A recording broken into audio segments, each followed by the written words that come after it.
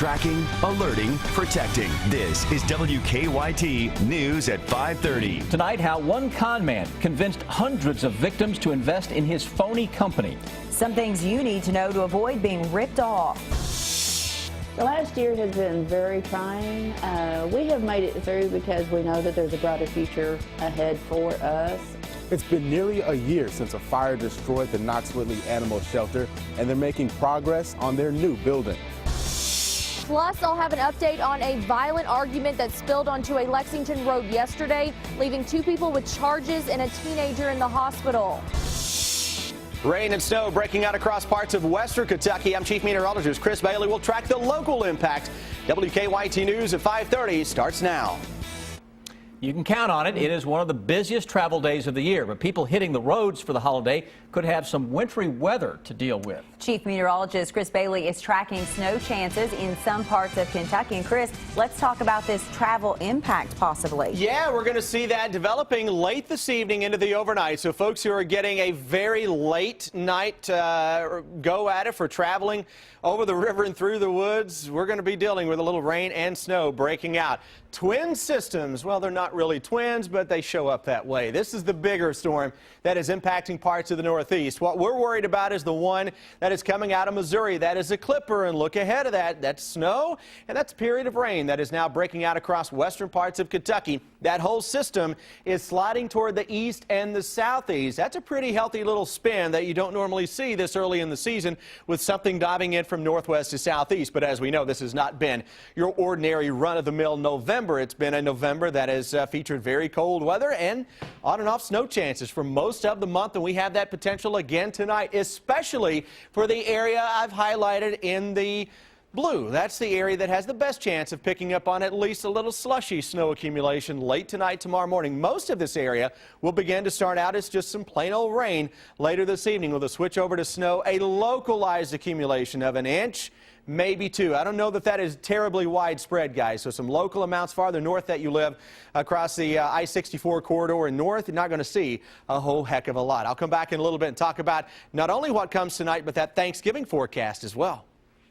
Thank you, Chris. And if you're headed out of town for Thanksgiving, you should expect quite a bit of traffic out there tonight. Here's a live look. We're putting you right on the road here. This is Interstate 75 in Lexington. As you can see, at least at this point, traffic is a little heavy and moving smoothly so far. Let's hope it stays that way.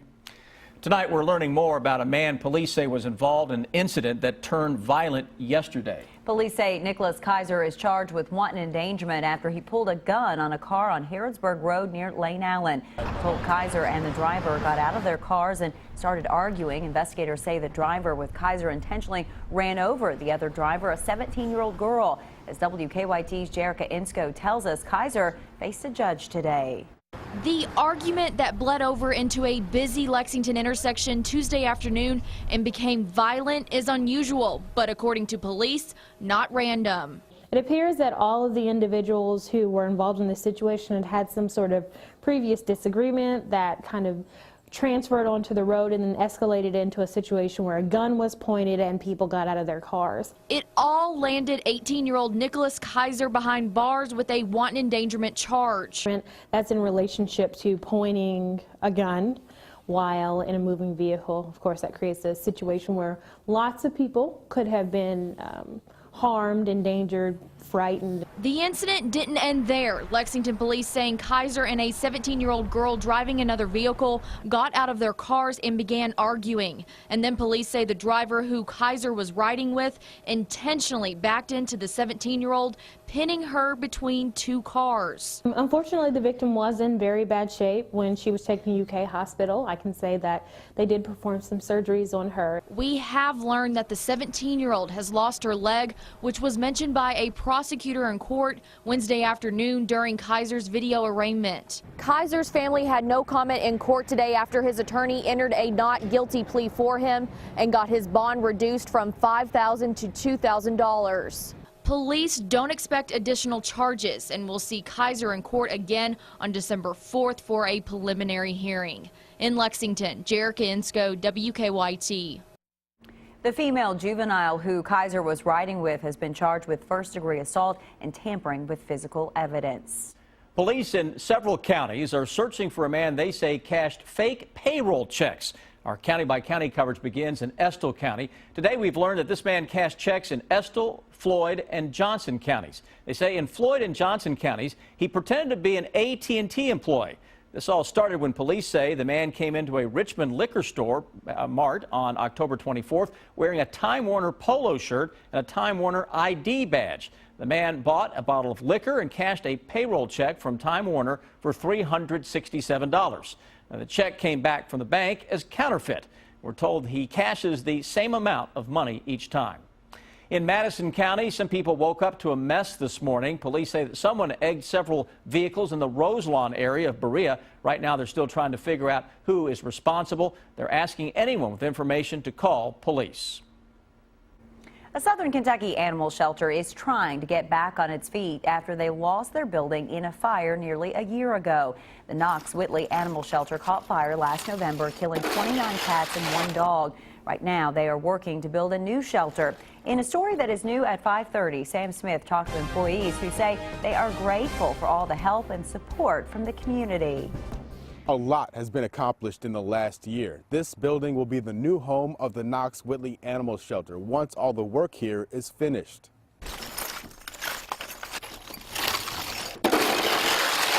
Turning this building into a suitable animal shelter is hard work, but it's worth it. Heating systems have been installed, kennels are being built right now, and unneeded bricks are being hauled off.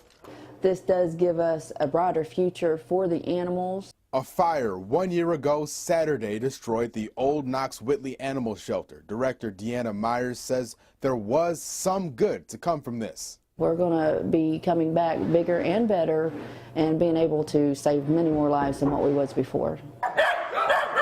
A temporary shelter is doing the job for now. The new building will have space for 120 cats and dogs.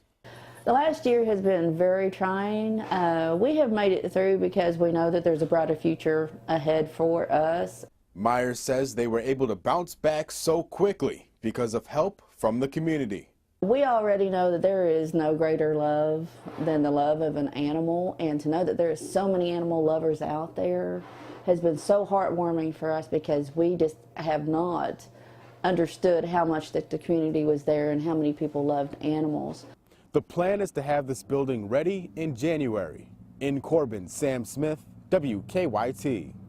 Well, that shelter is still in need of concrete blocks to finish building the kennels, and they're also in need of volunteers and monetary donations. This question: why would hundreds of investors pour millions of dollars into a phony company set up by a con artist? There are some important lessons to learn from this particular case. He is probably one of the best salesmen I've ever seen in my life. He was just believable. He is Jeff Coran, the founder and president of Gargoyles Incorporated, an advanced materials application company. The uniqueness was all cloths are woven two-dimensionally, and he developed a method of weaving them three-dimensionally so that when he finished making his product, it was impenetrable to bullets. He was telling people that he had contracts with the military of foreign countries. Coran knew what he was doing. In 1 year, he sold almost $2 million worth of stock in his company, promising 10 times the return. It was an easy sell. It could even be used on the outside of Humvees instead of steel. In that way, the people in the audience and I looked at it, gee, this is a great investment. We'd be helping our soldiers. But it was all a lie. As victims started asking questions, they realized there were problems. And when I went in, it was him and his secretary and a big empty building with no one working. And I thought, if he has all these multi-million-dollar orders across the world, somebody should be making the product. There were more than 200 victims. Postal inspectors say do your research before investing in anything. If the investment is a sound investment, the opportunity will still be there for you to invest after you've had the chance to do your research, do your due diligence, and find out about the company. The scam artist was sentenced to 3 years in prison on securities and mail fraud. He was also ordered to pay $1.9 million in restitution. Firefighters say they see many cooking fires this time of year. If you are getting ready to deep fry your turkey, we will tell you how to make sure you stay safe when doing so. I'm Bill Bryant. The Kentucky Chamber of Commerce has a pro-business wish list for Kentucky lawmakers, and another aggressive push for a heroin bill is underway. The bottom line is ahead.